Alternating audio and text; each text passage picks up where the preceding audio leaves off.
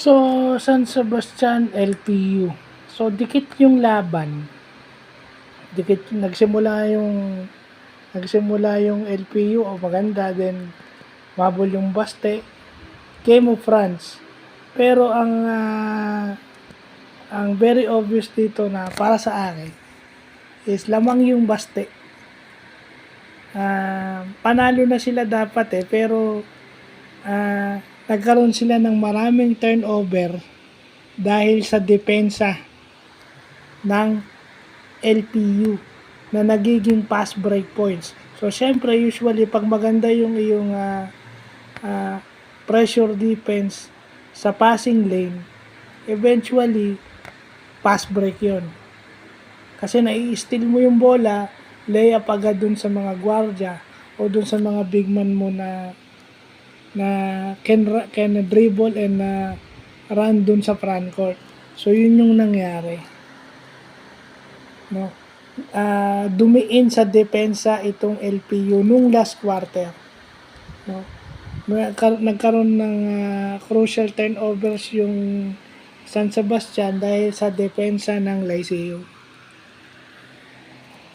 Kasi kahit umiscore, yun ang sinasabi ko, di ba? Kahit umiscore ka, pero kung ipinamimigay mo yung bola at naaagawan ka ng bola, wala yun. Hahabulin yung lamang mo. So, hindi na ingatan ng Baste yung bola, especially in the fourth quarter. Alam naman natin na itong Lyceum, talagang gusto nila yung laro na nakakakuha sila ng turnover and then pumapass break sila. They try to play fast-paced game. So, kailangan maingat ka sa bola. Kasi yung pressure defense nila is talagang hindi mo alam kung kailan kakagat eh. Actually, buong game yun.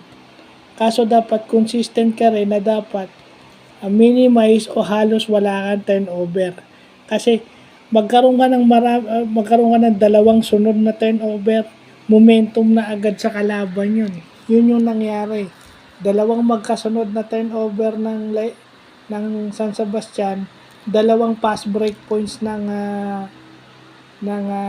Lyceum, automatic yung momentum nasa Lyceum na agad.